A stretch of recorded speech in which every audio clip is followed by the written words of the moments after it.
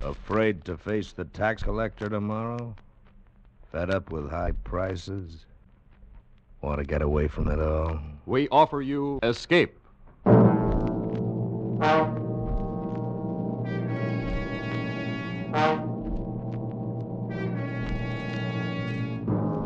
You have shipped aboard a South Sea schooner with a ghost of its dead captain in command. A ghost who shoots guns, resurrects the dead, creates a terror from which you cannot escape.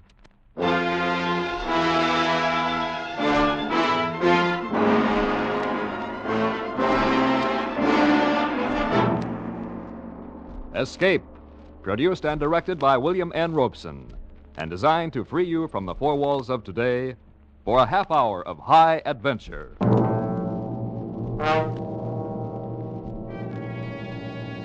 Tonight we escape across the limitless horizons of the South Seas in Alfred Noy's version of a classic legend of blue water, The Log of the Evening Star.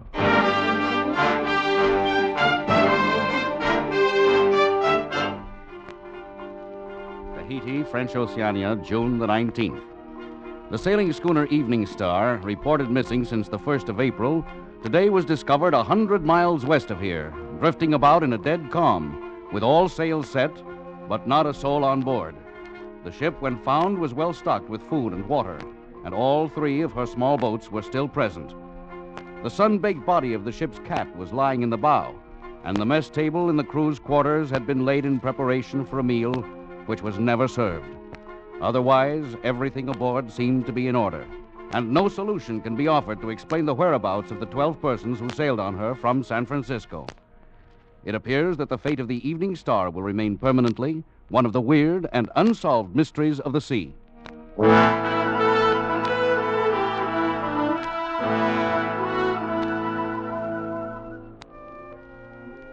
My name is Harper.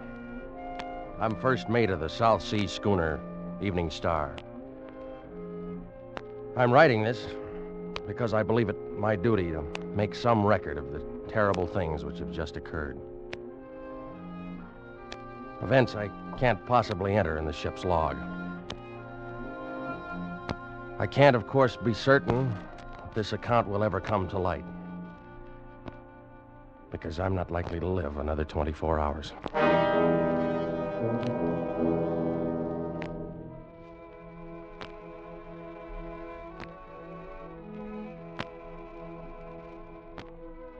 I guess I should have been able to see it 3 weeks ago, on the day we sailed from San Francisco. But I didn't. I remember I was standing on the deck of the Evening Star, talking to Cato, the cook, while we waited for Captain Burgess to come aboard. We were due to sail in a half hour. Where you think we go on this trip, Mr. Harper? Oh, I don't know, Cato. Marquesas first, then Tahiti, maybe on to Australia. It's good to leave port.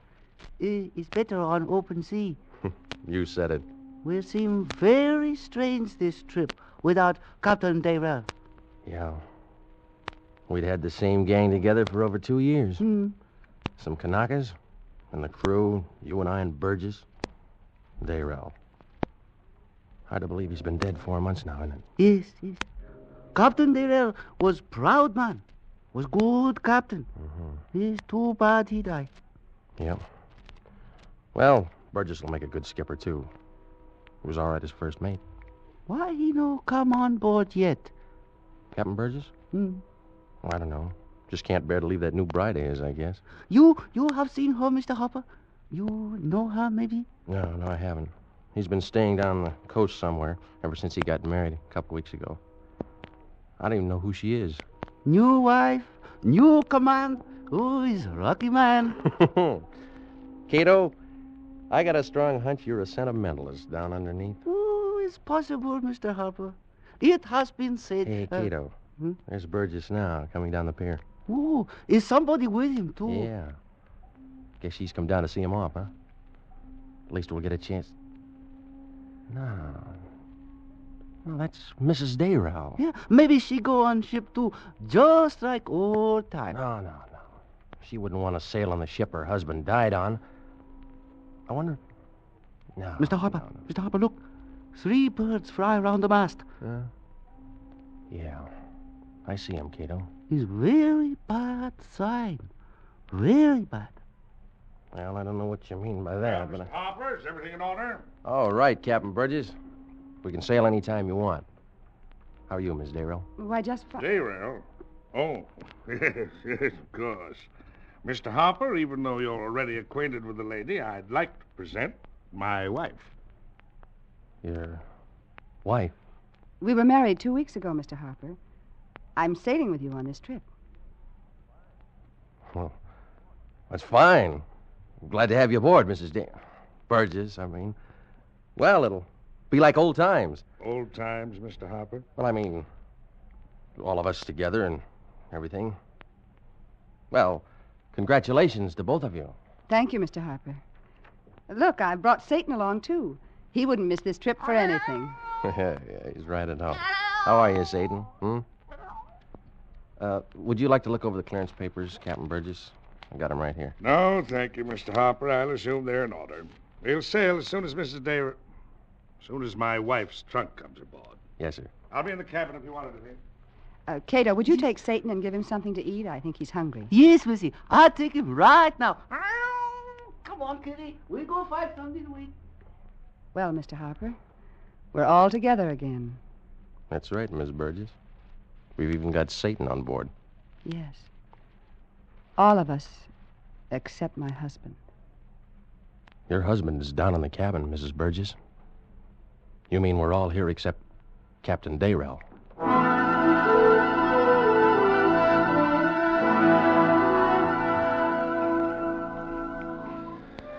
Well, once out at sea, things straightened out a little, the way they always do.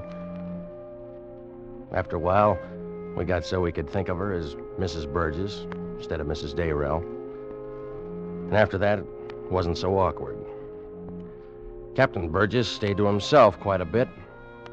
But all in all, it was a fairly pleasant 3 weeks. Up until yesterday afternoon.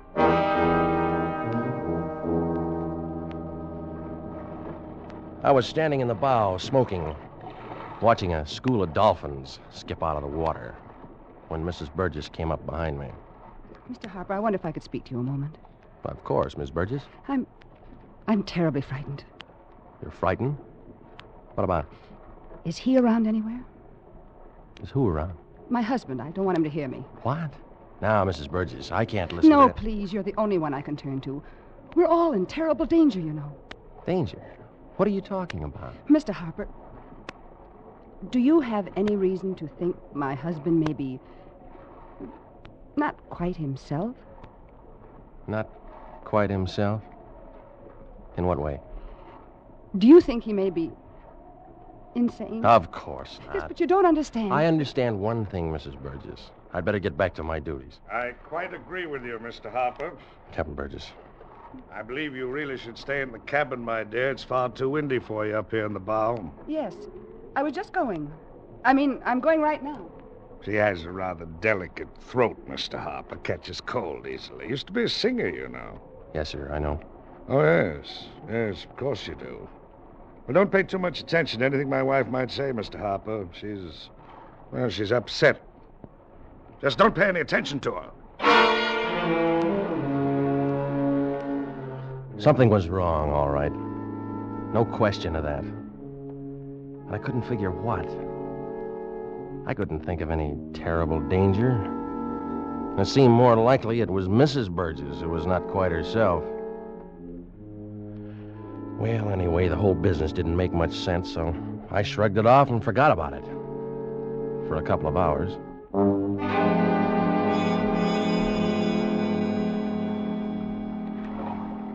It was just at dusk. Most of the crew was below decks. I was sitting on the after hatch, scratching the ears of Satan, the ship's cat. The sun was just dropping past the horizon, and Satan was purring, meowing. Everything was pretty peaceful. Till I heard those Of course voices you told coming me. Don't from lie Captain to me. Burgess' I know cabin. the way he acted, you told him. No, really, I didn't. I wouldn't tell anybody. You know I wouldn't. I It don't wasn't a know. matter I'm of not eavesdropping. sure anything. They'd even forgotten anyone might hear them. You don't mean it. You're only saying it. I mean it all right. Then you don't care about me. If he were alive, I'd still be with him. You can say that when you know about the thing that's here on board with us? Oh, it's your imagination. I told you that. Imagination, huh? Is that what you told Harper? Is it? No. Don't. Answer me! Let go. Look out, Satan. This is what he wants me to do. Captain Burgess! Captain Burgess! Yes, Mr. Harper. What is it? I wondered if you wanted Cato to bring your dinner here to the cabin, sir. No, Mr. Harper. I'll eat at the wheel. Yes, sir. Going aft now. Tell him to bring it up right away. All right, Captain Burgess. Mr. Harper, listen carefully. You've got to help me. All right. How? Meet me on the afterdeck as soon as it's dark, in an hour if I can get away from him. Did you want something else, Mr. Harper? No, sir. Nothing else, Captain. And suppose you go about your duties. But your wife, sir. Doesn't she want something to eat? She does not, Mr. Harper. She's indisposed. She does not wish to be disturbed. Is that perfectly clear?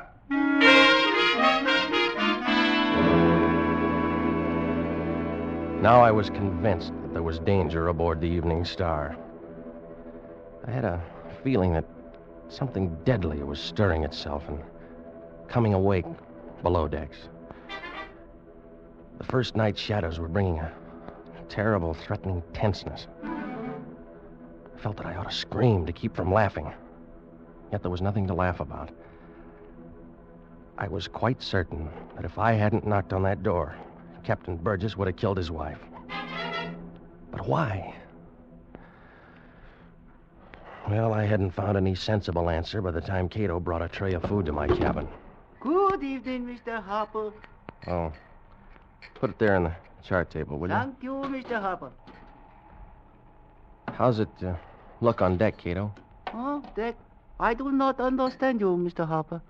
I mean... Well, is it dark yet? Oh, it's get dark soon, I think. And I think, too, tonight is not good night. What do you mean by that? Is something bad on board ship, Mr. Harper. I no understand what. I no see it. I no hear it. But inside, I sense it all the time grow bigger. Well, that's your imagination, Cato. Is imagination bother you too, Mr. Harper? This morning, 3 birds fly over ship together. All day I burn much incense. Again, tonight, 3 birds fly over ship together. Well, what about it? Is a sign of death, Mr. Harper. Tonight on this ship, somebody die. You like something else, maybe? No. No, Cato, that's all. Thank you, Mr. Harper. Good night, please. So, I wasn't the only one on board who was feeling something was wrong. I wondered if Cato knew any more of what was back of it than I did. You couldn't tell by looking at him. He could be busting with joy or scared half to death. And that face of his would never show either one. Anyway, 10 minutes later, I was out on the dark fantail, watching the moon cast shadows from the rigging. After a while, I heard her calling my name. Mr. Harper! Mr. Harper! Here I am, Miss Burgess. Oh, thank heaven. Where's the captain? I don't know. He didn't come back to the cabin. All right. Now, suppose you tell me what it's all about and talk fast. I don't know what it's about, Mr. Harper. Not really. I only know that my husband has gone insane. Now, you told me that earlier. What makes you think so? Oh, he tried to kill me. Yes, I know. Why? Because of last night. He came into my cabin and woke me up. He was trembling, white as a sheet. But why? He said he'd just seen Captain Dayrell on deck. Dayrell, but he's... Yes, he died 4 months ago. I told him he imagined it. But he keeps talking about it. He says Captain Dayrell has come back to punish us. Punish you? For what? Well, for not waiting longer to get married. Oh, you've got to do something. Well, if I use force, Mrs. Burgess, it's the same as mutiny. Yes, but he's insane. He may do anything. Yes, you're right there. I don't know, but what... Wait. Hmm? There by the mast. Look! It's Dayrell. No. Oh, no. There wasn't any doubt about it. The moonlight behind him threw his shadow toward us on the deck. And he had on that tall, peaked cap and the white muffler he'd always worn when he was alive. He didn't move, didn't say anything. Just stood there, looking at us. No, please. Miss Burgess! No! Before I could stop her, Miss Burgess turned and ran for the rail and jumped overboard. One of the Kanakas saw her, grabbed a life preserver, and went in after her. I ran to the longboat hanging in the davits of the port rail. What happened, Mr. Hopper? I don't know. Let's get this boat in the water. Mrs. Burgess is overboard along with one of the boys. Did you see anything on deck? What I see, I don't believe. All right, come on, move. Here, take the oars. Schooner's not got much steerage way, so they shouldn't be far astern. Come on, come on. Hey, somebody's shooting on deck. All right, never mind. Keep rowing, will you? We'll find out about it later. We've got to pick up those two before they go under.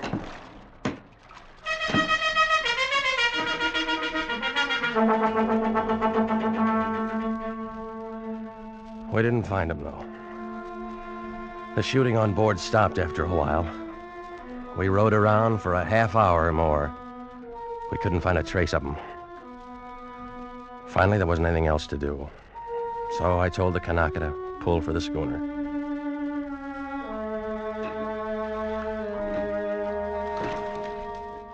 We were about 10 yards away from the side when Hey, Mr. Hopper, look. I looked up at the rail, and there stood Dayrell.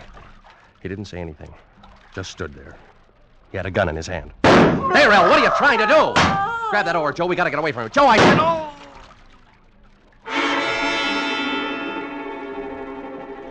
We were drifting away from the side of the schooner. I felt a sharp pain in my shoulder where the bullet had hit. But the Kanaka was worse off. Blood was running down over his face from a hole in the center of his forehead. That's when I passed out.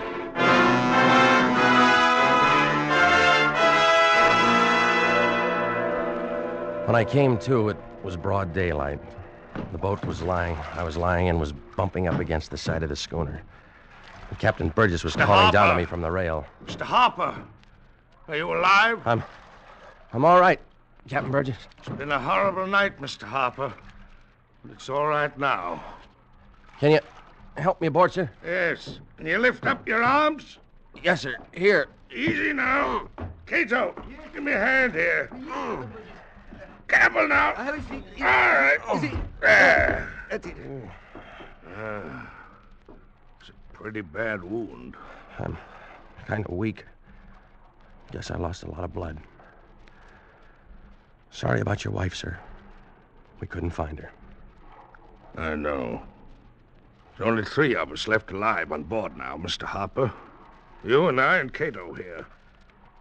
What happened? You may not believe it. It was Captain Dayrell. Yes, I saw him. Got a hold of the ship's guns and killed the whole crew. Locked me in the cabin while he did. But he's dead, Captain Burgess. We buried him at sea 4 months ago. No matter. He's come back now, Mr. Harper. It's his ship, the Evening Star is, and he wants it. No, it's not possible. The man is dead. That's what his wife... my wife said when I told her I'd seen him. Said I was crazy. I think she knows better now. Maybe we could search the ship. Cato and I went through it at daylight this morning. We found nothing. Well, there has to be some explanation. There is. The wicked shall be punished for their sins. What do you mean by that? Nothing, Mr. Harper. Nothing at all. Well, I was his friend. Always thought a lot of Captain Dayrell. You know that, don't you, Mr. Harper? Yes, sir. It's all right now in the daylight. But he'll come back tonight as soon as it's dark. It's only the 3 of us now to face him, Mr. Harper. 4, if you count Satan. And I'm thinking there's more than one Satan on board this ship.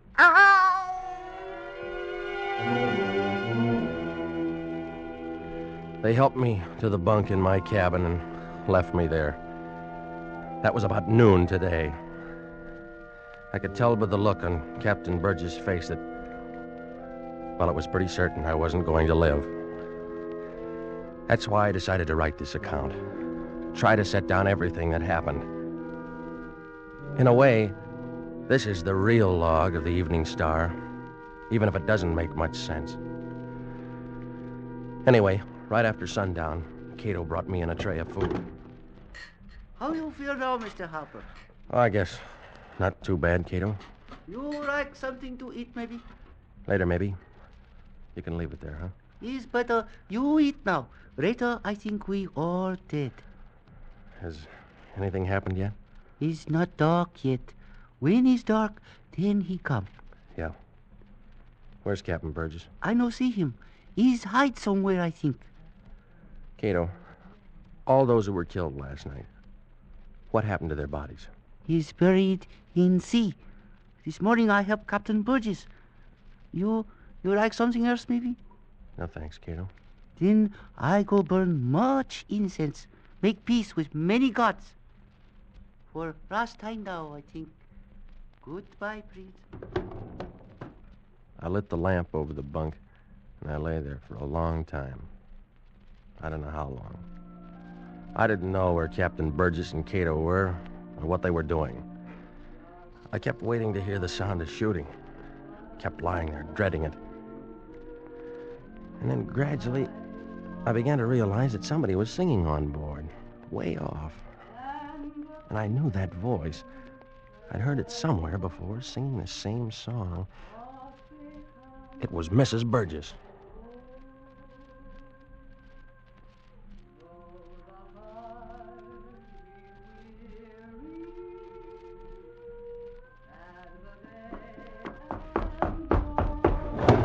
Mr. Harper! Mr. Harper, do you hear it? I hear it, Captain Burgess. What in the name of heaven's going on? It's her. She's come back, too. She's in there with him now in the cabin. Oh, that's impossible. She drowned last night. She's dead. They're both dead, but they've come back. They're in the cabin now, and she's singing for him. She never sang for me, Mr. Harper, but now she's singing for him. Come, Mr. Harper, you've got to help me. I tell you, they're both in the cabin right now. Yes, sir. I don't know. Oh, you're too weak. I forgot. I'll go alone. I'll stop them somehow. I've got to stop them. I pulled myself up in the bunk and I put my feet on the floor. Weak or not, one way or another, I had to get to that cabin. I managed to stagger outside onto the deck. Captain Burgess had disappeared somewhere, and there was no sign of anything moving there in the moonlight, except Satan the cat, who came up and rubbed against my ankles. The singing had stopped, and the ship was quiet. I made my way forward, and finally was looking through the skylight, down into the captain's cabin. One lamp was lit. Its light fell on the hunched figure that strode about the cabin, cap pulled down low, hands sunk in his pockets, all the old familiar gestures. It was Captain Dayrell, and he was alone.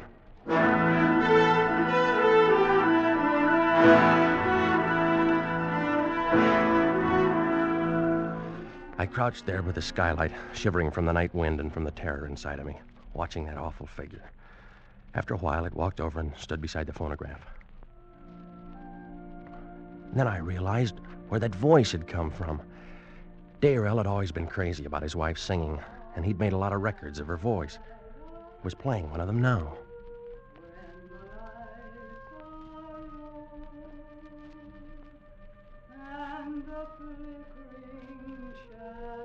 The song went on, and he paced back and forth. I still couldn't figure it out. And then, for just a moment, the white muffler fell back from his throat, and for the first time, I saw Captain Dayrell's face.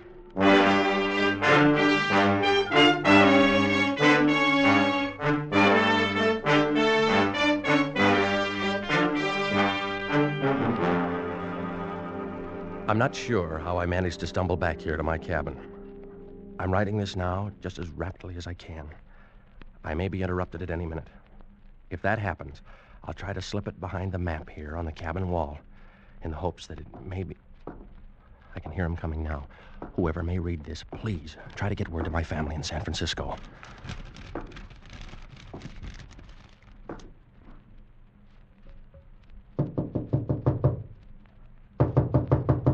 Yes? Come in. I thought you might be asleep, Mr. Harper. How could anybody sleep, Captain Burgess, as long as Dayrell's loose on board? Yes, that's true, Mr. Harper. Should have seen him down there in the cabin. And her, too. He was walking up and down as proud as ever. And she was singing for him, just like she used to. You should have seen him. I did see him. He never sang for me like that, not it. You saw him? Did he look natural? Just as always? Captain Burgess, it was you I saw, dressed up in Dayrell's clothes that were stored in the sea chest there in the cabin. Oh, no, Mr. Harper, you're mistaken. It was his spirit come back to punish us. It was you all the time. You who fired those shots last night. You're insane. That's what she said, too. That's because he told her. Because it's the truth. Now he's been talking to you. He's talked to nobody. He's dead. And you've never seen him except in your own guilty conscience. Just what is that guilt, Captain Burgess? Did you kill him? Oh, don't! Don't say that, Mr. Harper. I was his friend. I thought a lot of him, and Mrs. Dayrell, too. Everybody knew we were friends. Did he tell you that? You're completely mad. Don't say that, Mr. Harper. I've got to save you from him. He talks to you, and you're weak, and you can't run away. I've got to save Captain you. Burgess, put on that gun. Don't! Don't! Save you! Got to go someplace where he can't find us, Mr. Harper. Go up deck. I'll take you, Mr. Harper. Come on. Don't worry. I'll save you from him. It's his ship, everything on it, and he wants it back. We've got to give it to him, Mr. Harper. Got to let him have it. Got to get off the ship. Captain Burgess, what has happened? It's you! Dayrell! Go away! It's no Captain Dayrell. It's me, Cato. You can't stop us, Dayrell. I'll show you. No! You see, Mr. Harper? I killed him. Dayrell. Now he can't stop us. There he is again. There by the mast. See him, Mr. Harper? He's coming this way. He won't stop. Got to get away. Got to save you, Mr. Harper. Here's the rail. I'll help you. There! See? He's gone, Dayrell. Now, there's just me. And I'm going too. You see, it's all yours now, the Evening Star, just like you wanted it. No, stay back. I'm going.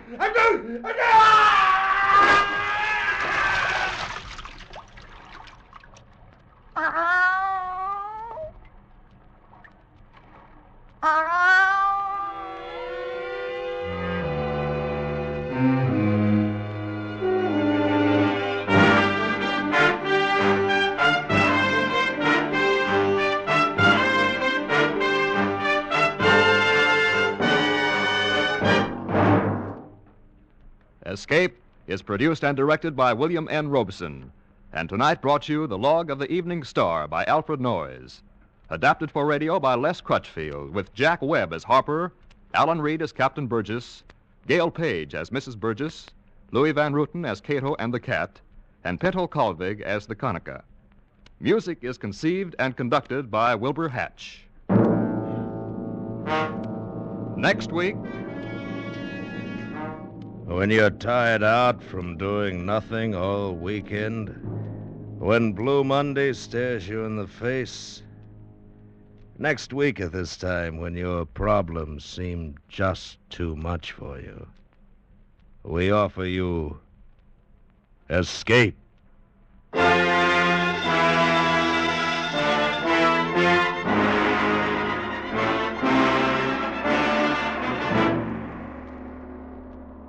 Next week, we bring you another exciting story of high adventure.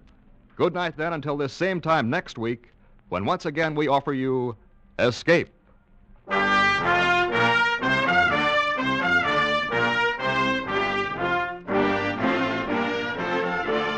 is CBS, the Columbia Broadcasting System.